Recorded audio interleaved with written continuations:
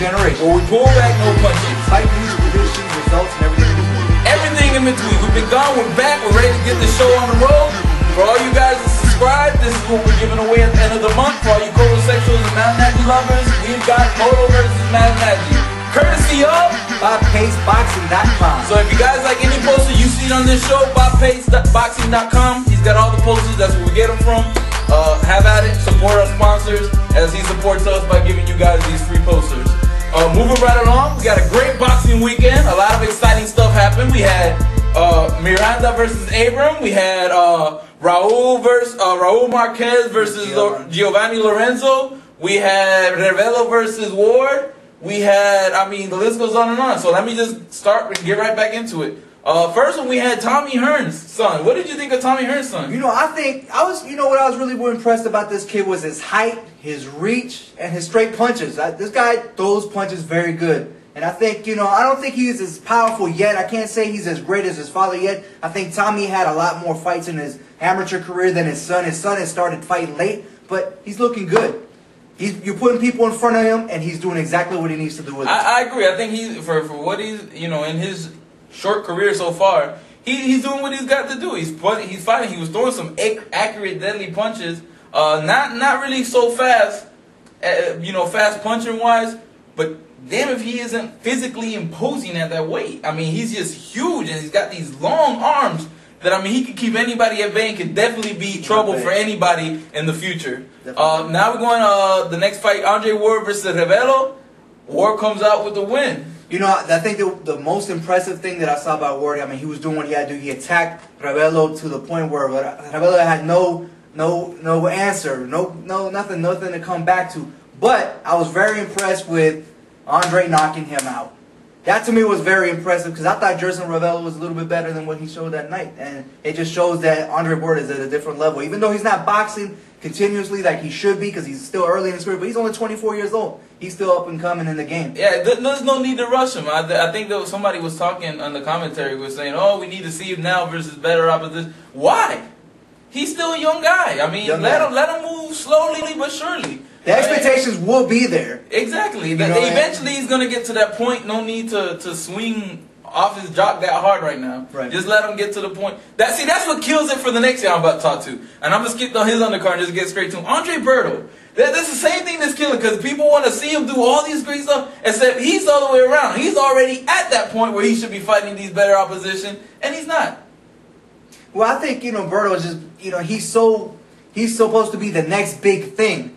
That now everybody is just pressing him. Now he's a champ. There's no holding back. You're the champ now. By being the WBC champ, you're going to have to fight that competition. And he said he wants it, so we're going to see if he steps up to that level or not. But again, I think he's still a little bit green to be fighting Miguel Cotto, Paul Williams, Margarito, even Claudio and Judah. I think those guys are a little bit too much right now for his level, even though he's a champ. But what did you think of his performance with Mickey Rodriguez? He did what he did. He was very fast. He was powerful. He did what he had to do. The kid, Mickey Rodriguez, never been knocked down, knocked out, and he did it. He knocked the kid out. But I also saw he got hit with some punches. And that's my thing. That's why I think he's a little bit too green. He takes a lot of punches. His defense needs work. And somebody solid, they can punch solidly like a Miguel Cotto or Margarito or Williams. Even Williams. I mean, everybody say that Williams just pitter-pats a lot, but he still has power. Regardless, a big top puncher is going to put something on Berto. I'm going to have to agree. He's been down in his career already. So. I'm going to have to agree. The next fight, we got Giovanni Lorenzo versus Raul Marquez. You know, the veteran did what he needed to do. Marquez has been in and out of the game. You know, he's been boxing, commentating. He's gone back to boxing. He really wants to pursue his boxing career. I don't know what level he's at this point. I think that, you know, Giovanni was a young kid and it was supposed to be an upset. But I didn't see it as an upset. I thought Marquez was a veteran and, you know, he just showed him what a veteran could do in the game. I agree. I think Marquez did what a good, crafty veteran is going to do, and he just out-hustled him. He out-hustled him the whole night.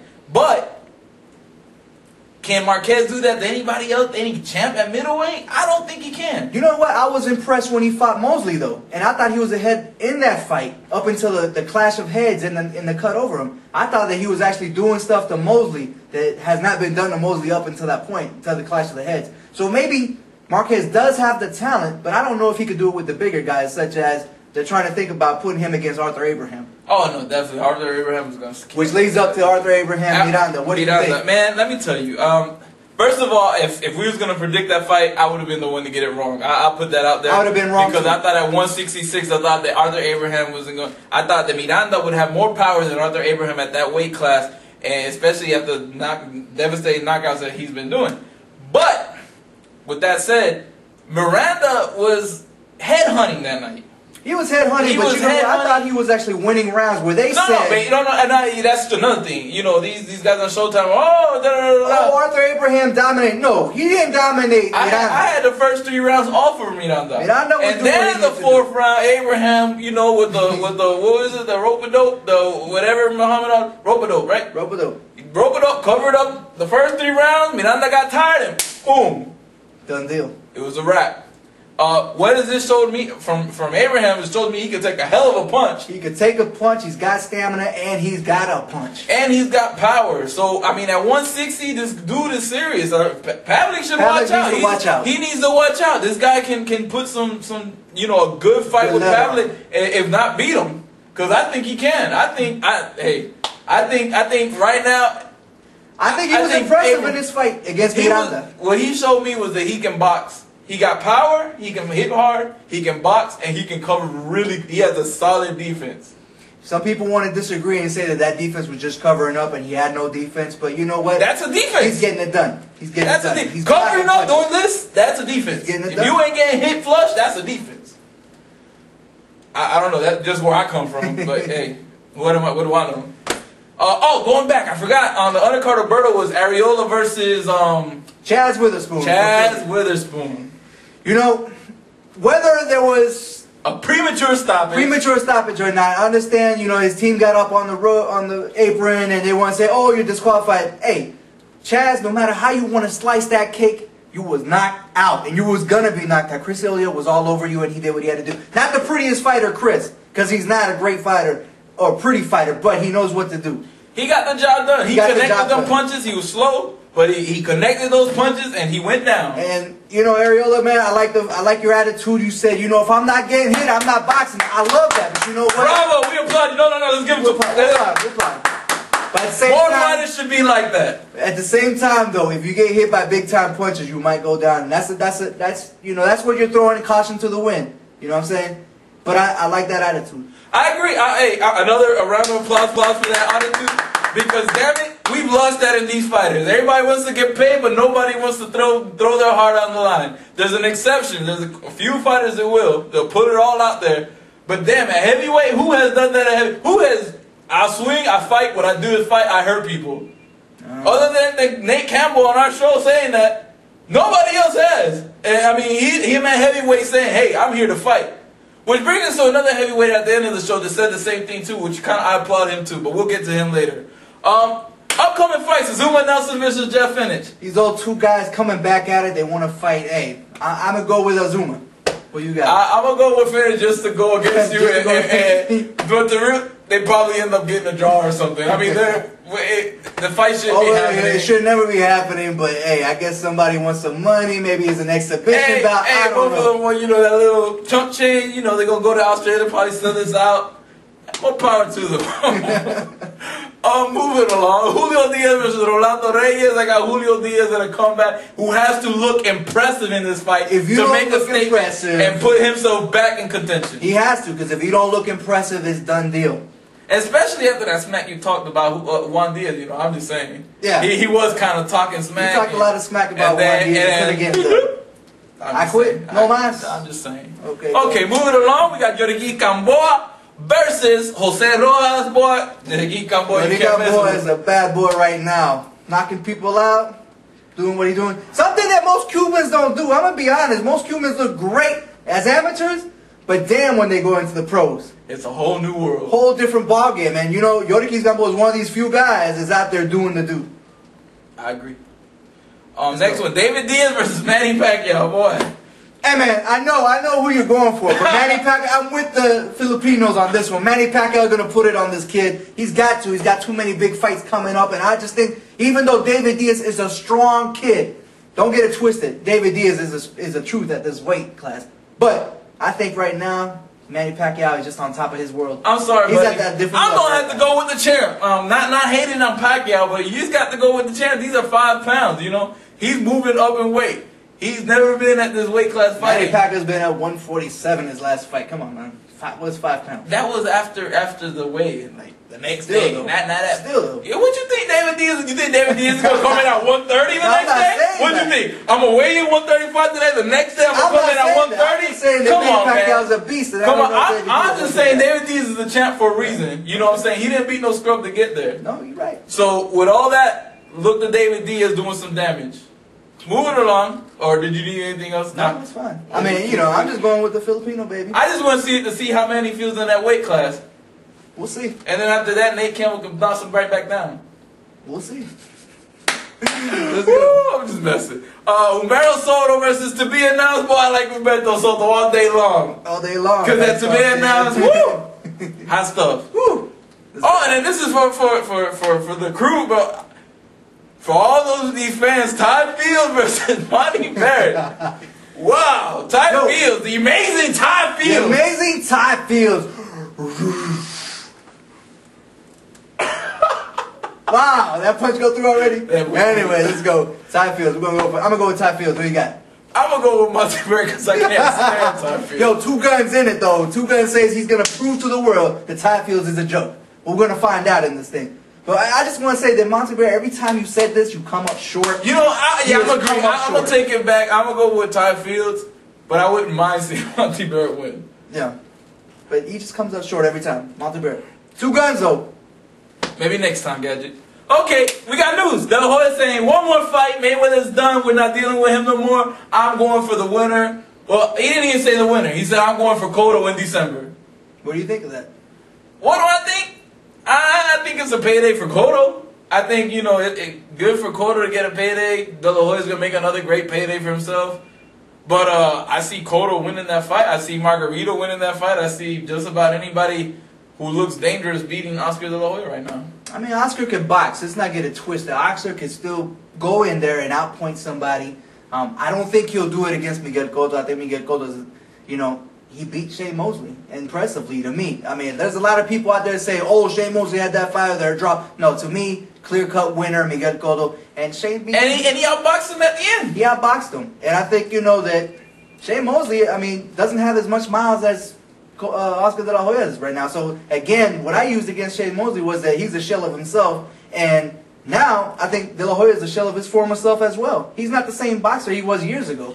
I agree. And then, I mean, as far as, let's put it this way, as far as, like, you know, what does this fight prove? Nothing. If Miguel Cotto beats him, everybody's going to say he was an old De La Hoya. He could have never beat him in his prime. Yeah. The list goes on. Maybe this is the passing of the torch. And if that's the case, if it's a passing of the torch, let me set up a new superstar that maybe I can steal from Bob Arab in the future. Because it seems like De La Hoya is promoting everybody nowadays. Yeah. You know, that could be it too. I mean, really, it really could. He set up another boxing superstar for the world to see. Because, you know, if he comes out there and let's say he gets knocked out, De La Hoya gets knocked out by Cotto impressively. I mean, how many fans are watching De La Hoya getting knocked out? That's going to be pretty. It's going to elevate him to another level, definitely. But as far as has done that. but as far as like as far as, you know, what substance or what does it do for the boxing game or that division right now? Nothing. Pretty much same thing that the world awaits for this fight. And I agree. They didn't do anything for it. It doesn't do anything. So a payday. It is what it is. It's a payday for both of them. So the next fight. Oh no, not next fight. Next division. We're talking about hot divisions and stuff. Lightweight division is killing right now. Probably one of the hottest marketable divisions right now is the lightweight division. There are so many fighters in there. I mean, it's the new welterweight division. And I agree. Reincarnated. You've got right now Casamayor setting up his last payday versus Marquez. Right, he's fighting Marquez. He's setting up his last payday versus Marquez because I don't think he's going to get past Marquez. I think he just opted out and dropped the interim belt that he had so he wouldn't have to face Nate and get embarrassed in front of everybody. You've got Katsides fighting Juan Diaz. 2 guys that don't know how to go in reverse. Somebody's going to get knocked out. That's going to be war. And then now you got Nate Campbell versus Joan Guzman. Joan Guzman coming up in the mix. That's going to be a very interesting fight. That's in September. That should be August or September. August or September. And then you got, on top of that, you got Manny Pacquiao, David Diaz still in the mix. You got 8 superstars. 8 superstars. All of them good. Well, say 7 out of the 8 because Casamelo is garbage. But I mean, 7 out of the 8 with an old with somebody who's you know getting by. Well. Oh, and then not to mention, you know, if you want to throw in the young guns, you got Amir Khan. You got Amir Khan. You got the Peterson. The Peterson brothers. No, or just Peterson. Anthony Peterson. You got You got a lot of kids out there at 135. You got a nice 135 is a hot division, baby. You got a nice top 10 division, a serious top 10 division. Top 10 division. So definitely everybody should keep their eyes out for these little guys. You know, they little, but damn, they fight their heart out, and they leave it out there for you. They leave it out there. All there except for Casamelo. He got lucky on that last fight. And then David Haye calling out Klitschko in New York. What's up with that? You know, David Haye, man, I have faith in David Haye when he fought. Okay, at 190. I don't know about the heavyweight division. I know he could fight. There's no doubt about it. I know he could win and compete in the heavyweight division. I don't know if he's ready for the top guy in that division. Of course, is Tony Thompson ready for Klitschko? I don't know. I don't know if any of these guys is. So David Haye calling him out. Hey, man, let's throw him in the mix. Let's see what he's made of. You know what? Again, this is another round of applause for David Haye. Boy, you went up to his face and said, "Fight me!